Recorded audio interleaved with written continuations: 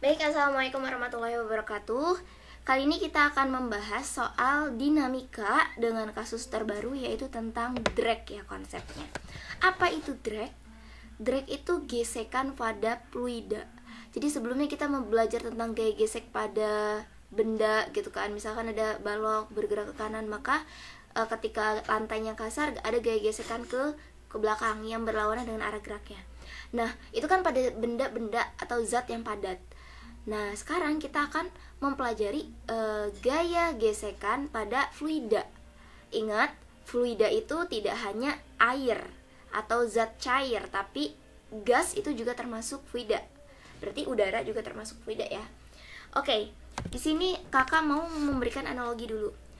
Ketika kalian itu memasukkan kelereng, ini ica-icanya kelereng ya, ke dalam suatu gelas ukur di mana yang satu berisi air, yang satu berisi oli, kira-kira manakah kelereng yang lebih dulu jatuh ke dasar gelas? Jawabannya ya, pasti air ya. Kenapa? Kalau kita lihat dari teksturnya gitu ya, oli itu memiliki tekstur yang lebih kental. Nah, karena kekentalannya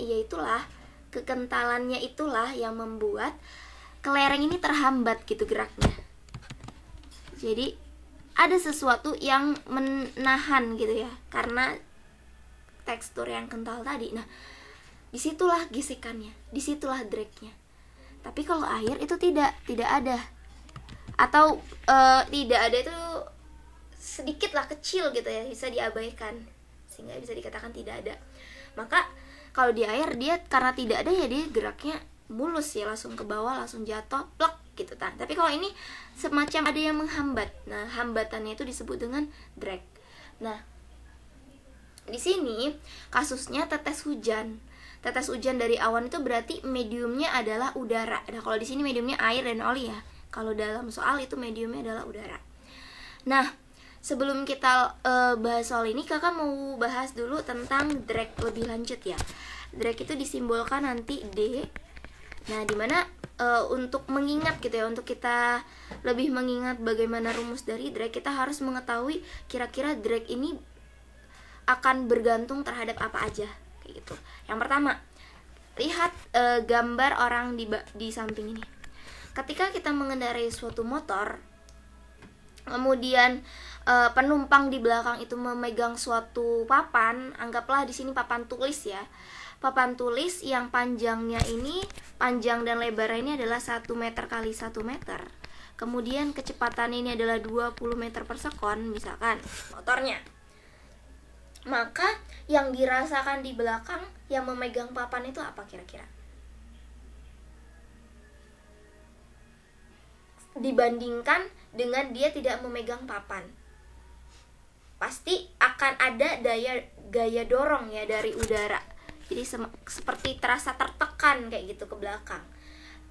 Nah, hal itu karena ada drag juga, yaitu hambatnya. Hambatan di sini adalah gaya hambat udara. Hambatan udara yang mengakibatkan tekanan tersebut. Berarti kalau misalkan kakak tambahkan ya, misalkan styrofoam apa ini tadi, papan ya. Papan ini kakak lebarkan gitu. Kakak lebarkan sehingga menjadi 3 meter kali 3 meter. Maka yang dirasakan apa? Apakah lebih kuat tekanan dan gaya dorongnya itu atau lebih kecil? Pastinya lebih kuat ya tekanannya. Berarti gaya hambat ini sebanding dengan luasnya, luas penampang dari papan tulisnya. Oke. Sekarang kalau misalkan tadi masih dengan papan yang sama ya, yang 1 kali 1, tapi kecepatannya kakak ubah menjadi 60 meter per sekon, lebih kencang. Kira-kira gaya hambatnya, tekanannya yang dirasakan penumpang di belakang lebih besar atau lebih kecil? Pasti lebih besar juga. Maka drag itu juga sangat berpengaruh atau bergantung dengan kecepatan. Kemudian kalau kita lihat tadi air dan oli, yang air itu jauh lebih cepat sampai ke dasar dibanding dengan si oli kelerengnya. Hal itu berarti medium yang dilewati oleh kelereng itu sangat berpengaruh, atau ya drag itu akan berpengaruh dari massa jenisnya ya, karena kalau kita lihat massa jenis oli dan air itu pasti berbeda ya. Jadi drag itu juga bergantung pada massa jenis, tapi massa jenis medium, bukan massa jenis kelerengnya ya, hati-hati. Nah, dari sini dapat kita simpulkan bahwa ternyata drag itu, ingat di dalam IPA, dalam fisika, itu nanti ketika rumus itu ditentukan oleh kondisi fenomena alam ya, sesungguhnya ya. Kemudian ada keserbandingan itu akan memunculkan suatu konstanta. Nah, konstantanya itu di sini adalah C. Nah, rumusnya nanti C dikali A dikali V kuadrat dikalikan dengan rho medium. Nah, ini adalah rumus dari drag. Jadi dia sangat bergantung dengan 3 besaran ini, dan untuk menghilangkan untuk membuat sama dengan gitu lah ya, akan membuat persamaan yang setara, maka akan muncul suatu konstanta C. Konstanta yang C ini disebut dengan koefisien hambatan. Nah, untuk setengahnya dari mana Kak? Ya ini tentunya melalui penurunan ya. Di sini Kakak akan persingkat dengan menjelaskan suatu fenomena tadi supaya kalian lebih mudah mengingat konsep dari drag. Oke, kita akan baca soalnya. Sebuah tetes hujan dengan radius 1,5 mm jatuh dari awan yang berada pada ketinggian 1.200 meter di atas permukaan tanah. Koefisien hambat C untuk tetes tersebut adalah 0,6. Anggap bahwa tetes tersebut berbentuk bulat. Jadi di sini diasumsikan tetes hujannya adalah bulat. Jadi bentuknya bola ya, sepanjang perjalanan jatuh. Kerapatan airnya diketahui, kerapatan udaranya diketahui. Kemudian berapakah kecepatan terminalnya? Nah loh, apa itu kecepatan terminal? Kecepatan terminal itu adalah kecepatan terbesar suatu benda yang bergerak dalam suatu fluida. Jadi misalkan di sini Kakak menjatuhkan lagi kelereng, lihat gambar yang di bawah. Kelereng itu ketika dijatuhkan, pertamanya dia akan gerakannya tuh akan semakin cepat. Jadi misalkan nih awalnya Kakak menjatuhkan ya. Kalau menjatuhkan itu berarti tanpa kecepatan awal. Berarti kecepatan awalnya itu 0. Nah, ketika dia jatuh, dia kecepatannya akan bertambah terus sampai pada suatu kondisi. Di sini kondisinya itu kecepatannya akan maksimal. Kecepatan maksimalnya itu namanya kecepatan maksimal ya, dia berarti tidak berubah lagi ya. Nah, dia akan tetap. Nah, nilai kecepatan maksimal tersebut yang nilainya tetap, misalkan di sini dari 0 sampai 20 meter per sekon. Nah, kemudian sampai bawah ini tetap 20 meter per sekon. Nah, kecepatan ini disebut dengan kecepatan terminal. Ini kalau kelereng dalam suatu fluida. Nah, ini fluidanya air ya, misalkan ya. Air madu lah misalkan. Nah, kalau kalau misalkan mediumnya udara, ada nggak Kak? Ada. Contohnya orang yang bermain terjun payung gitu ya. Dia awalnya akan cepat, makin cepat sampai akhirnya kecepatannya maksimum. Nah, kecepatan maksimum itu tidak akan berubah lagi. Nah, kecepatan yang tidak berubah lagi dan nilainya maksimum itulah yang disebut dengan kecepatan terminal. Oke, nah sekarang kita bahas ya. Kita tulis dulu apa-apa yang diketahui. Oke. Di sini yang diketahui adalah R-nya. R-nya adalah 1,5. Kita jadikan menjadi meter ya. Berarti dikali 10 pangkat berapa? Min 3 ya, meter. Kemudian jatuh dari awan, ketinggiannya H-nya adalah 1.200 meter. Terus diketahui C-nya 0,6. Terus raw waternya, raw airnya adalah 1000. Ini sudah satuan internasional. Terus raw udaranya adalah 1,2 kg per meter pangkat 3. Oke, berapa kecepatan terminalnya? Nah, Oh iya, kakak sempat lupa. Jadi karena dibilang tadi kecepatannya tetap, tidak berubah lagi. Kira-kira kalau tetap itu dia gimana tuh? Sesuai dengan hukum Newton yang keberapa? Yang pertama ya. Sebuah benda yang tetap bergerak tapi kecepatannya tetap. Nah, itu dijelaskan dalam hukum Newton yang pertama. Artinya sigma F-nya sama dengan 0. Artinya apa lagi? Artinya seimbang. Seimbang. Atau berlaku kesetimbangan lah. Oke. Nah, tadi karena berlaku hukum Newton yang pertama, karena kecepatannya tadi tetap, jadi kita lihat nih, ketika tetes hujan jatuh dari awan, maka gaya-gaya apa yang bekerja di tetes hujan ini? Yang pertama adalah pasti gaya berat, karena dia memiliki berat ya, yaitu W T, misalkan kakak simbolinnya W dari tetes hujan. Kemudian ada gaya apa lagi? Tentu karena dia berada di udara nih, maka ada gaya hambatnya yang disebut dengan drag. Kalau kita masukkan dalam sini persamaan hukum Newton pertama, sigma F sama dengan 0. Maka di sini kita tentukan dulu ya koordinatnya ya, ke atas positif, ke bawah negatif. Maka di sini yang positif adalah drag-nya, drag min WT sama dengan 0. Loh kak, kok drag-nya yang positif? Nah, ini kita menentukan acuannya itu bisa dari koordinat, bisa juga dengan arah gerak. Kalau arah gerak itu nanti geraknya kemana? Geraknya kan ke bawah ya. Karena gerakannya ke bawah, maka yang bawah yang positif, yang dragnya yang negatif. Boleh juga. Jadi boleh pakai gini, nanti kan sama jadi sama dengan WT ya. Atau boleh pakai acuan yang ini, jadi WT min D sama dengan 0. WT sama dengan D.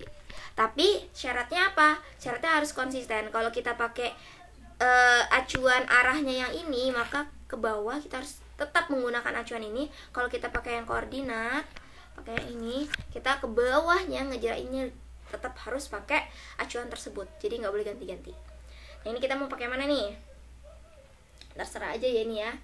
Kita misalkan pakai yang ini aja ya. Oke. Jadi kakak hapus. Nah, maka di sini W tetes hujan sama dengan apa tadi? Setengah C V kuadrat rho dikalikan dengan A. Nah, kalau tadi kalian menyimak, insya Allah ingat rumusnya, gampang. Oke. Di sini kita diminta untuk mencari kecepatan terminal kan. Kecepatan terminal itu ketika sigma F sama dengan 0. Nah, ini kita udah dapetin dimana ini udah sesuai dengan kondisi kecepatan terminal WT sama dengan D, makanya kita dapetin persamaan ini. Nah, maka ini V-nya udah berupa V terminal ya. Oke, di sini berarti kita akan mengubah ruas kiri menjadi kecepatan terminal. Kecepatan terminal kuadrat sama dengan 2 WT dibagi C rho A. Ingat rho di sini rho medium. Oke. Nah, setelah itu apa? Setelah itu kita masukkan 2. Kita nggak tahu ya masanya, tapi kita diketahui rho-nya. Jadi di sini kita bisa mencari massa dengan apa? Dengan rumus rho. Rho sama dengan massa dibagi volume. Maka massa adalah rho dikali volume. Volume V-nya besar ya. Nah, maka di sini rumusnya jadi rho dikali V. Ingat ini kan berat ya, berarti dikalikan dengan G per C. Rho mediumnya adalah apa? Udara. Maka di sini rho udara, rho air, kemudian dikali dengan A. A itu adalah luas penampang. Tadi dikatakan bentuknya adalah bulat atau bola. Maka luas penampangnya adalah lingkaran. Apa luas lingkaran? VR kuadrat. Di sini kakak tulis VR kuadrat. Oke. Nah, volumenya ini kan volume ya. Volumenya apa? volume bola ya berarti ya. Ini kakak ganti lagi, berarti 2 rho volume udara itu 4, volume udara, volume bola adalah 4/3 V R pangkat 3 dikali G dikalikan G. Sebentar, kakak geser dikit.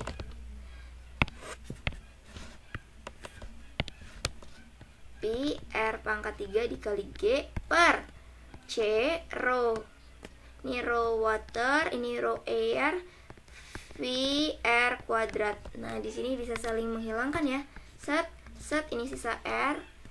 Maka di sini kita akan dapatkan kecepatan terminalnya adalah V terminal sama dengan berapa nih? 8/3 ya jadinya ya. 8/3. Gini deh. 8/3 dari rho water dikali RG, rho water dikali RG dibagi sama C rho A, C dikali rho A. Oke, dari sini kita bisa cari nih kecepatan terminalnya berapa. VT, ini VT kuadrat ya, sorry. Maka di sini akar dari 8 rho water RG per 3 C rho air. Berarti adalah berapa? 8, rho waternya adalah 1000, R-nya tadi adalah 1, sorry, kakak simbolinnya tidak konsisten. Kalau kita simbolinnya R kecil ya. 1,5 kali 10 pangkat 3 min, terus dikali G nya 9,8, kemudian dibagi dengan C dikali 0,6 dikali rho air nya adalah 1,2. Oke, di sini kita akan dapetin hasilnya adalah jeng. Kita tinggal masukin aja ya sebenarnya.